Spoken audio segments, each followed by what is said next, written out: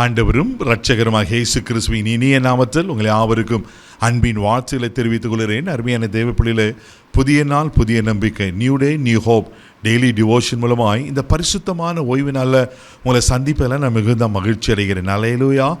ஒவ்வொரு ஓய்வு நாளையும் பரிசுத்த ஆவியானவர் நமக்கு அநேக ஆலோசனைகளை, நம்மளுக்கு அறிவுரைகளை சொல்லுகிறதை நாம் அறிந்திருக்கிறோம். இன்றைக்கு கூட பரிசுத்த ஆவியானவர் கொடுக்கிற ஆலோசனை என்ன? மத்தேயு எழுதின சுவிசேஷம் 26ஆம் அதிகாரம் 70வது வசனத்தை கூட நம்ம வாசிக்க கேட்போம். அதற்கு அவன், நீ சொல்லுகிறது எனக்கு தெரியாது என்று எல்லாருக்கும் முன்பாகவும் மறுதலித்தான். ஹல்லேலூயா. இங்க பேதுருவை பற்றி சொல்லப்பட்ட ஒரு காரியம், எல்லாருக்கும் முன்பாக மறுதலித்தான். ஹல்லேலூயா. இயேசுவை சிலுவையில் அறைய கொண்டு போகிறாங்க.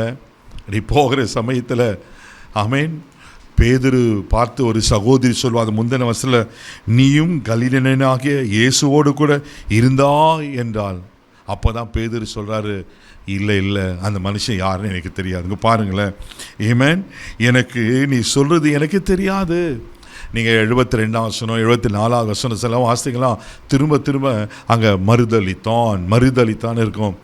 74வது வசனம் சொல்லப்பட்டிருக்கும், அந்த மனுஷனை அறியேன் என்று சொல்லி சபிக்கவும் சத்தியம் பண்ணவும் தொடங்கினான். உடனே சேவல் கூவிற்று. தெய்வ பிள்ளையில, இன்றைக்கி நிறைய நேரங்களில் நாம் கூட இப்படி ஆண்டரை மறுதலித்து கொண்டிருக்கிறோம்ல. பேதுரு நன்கு அறிந்திருக்கிறோம்.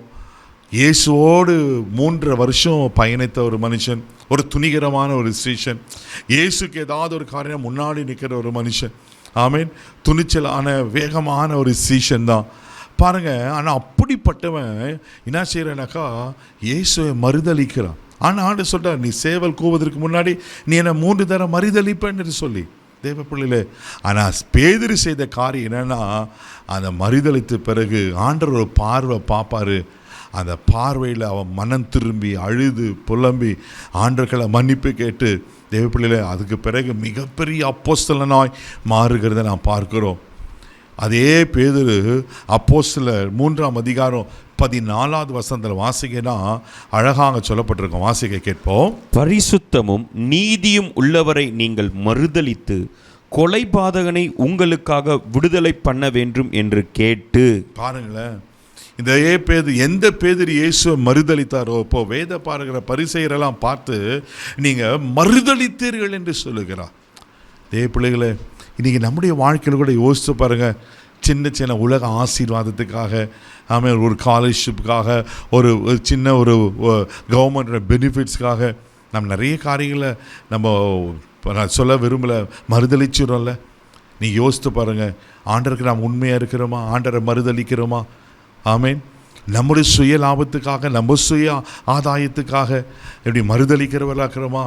நம்ம ரட்சிக்கப்பட்டிருப்போம், அபிஷேகத்தை பெற்றிருப்போம், ஆண்டர் பிள்ளையாக இருப்போம். ஏன் நான் சொல்ல கஷ்டமாக இருக்கலாம், ஏன் ஊழியங்களை செய்து கொண்டிருப்போம். ஆனால் சில ஏரியாவில் ஆண்டரை மறுதளிக்கிறவர்களா, எனக்கு ஆண்டருக்கு சம்மந்தமே இல்லை அப்படின்ற நிலையில் வாழ்ந்து கொண்டிருக்கிறோமா? இன்னைக்கு பரிசுத்தாவே நம்மோடு பேசுகிறார். அல்லேலூயா. 2 தீமோத்தேயுவின் புஸ்தகம் 2ஆம் அதிகாரம் 12வது வசனம் இப்படியா சொல்லப்பட்டிருக்கு. வாசிக்க கேட்போம்.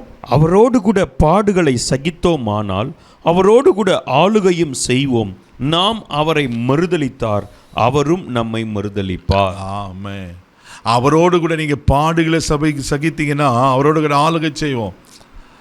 ஆண்டர் பிள்ளை, கிறிஸ்டியன், ஆமாம், தேவனுக்கு பிள்ளை, நான் சாட்சியாக இருப்பேன் நிற்பீங்கன்னா, ஒரு இங்கத்த உலகத்தில் கஷ்டம் நெருக்கம் போல் இருக்கலாம், அவமானம் போல் இருக்கலாம்.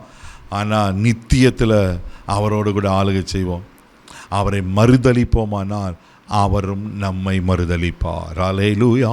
தேவ பிள்ளையில, பேதுரு அவ்வளோ க்ளோஸ், உயர்ந்த மலைக்கு கொண்டு போகிறாரு. பேதுரு, யாக்கோபு, யோவான், முக்கியமான சம்பவங்களை பார்த்தீங்கன்னா பேதுரு இருப்பார்.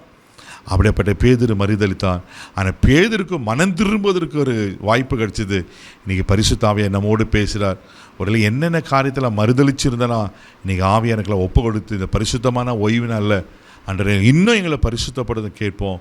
ஆண்டு நிச்சயமாக ஆசீர்வதிப்பார். கண்களை மூடி நம்ம ஜெபிக்கலாம். தகப்பனே, உமக்கு நன்றி சொல்லி உமக்கு துதிக்கிறோம், ஸ்தோத்திரிக்கிறேன். யா நாங்கள் உமக்கு சாட்சிகளாய் வாழ, ஒருவேளை சில காரியங்கள் உலகத்தினுடைய வழக்கங்களுக்கு, உலகத்தினுடைய கலாச்சாரங்கள், காரியங்களுக்கு நாங்கள் அதை பேர் பண்ணணும் போது ஆண்டவரே கடினமாக இருக்கிறப்பார்களாம். ஆனால் அந்த பாடு எங்களுக்கு மகிமையில் ஒரு பெரிய ஒரு ஆசீர்வாதங்கப்பா.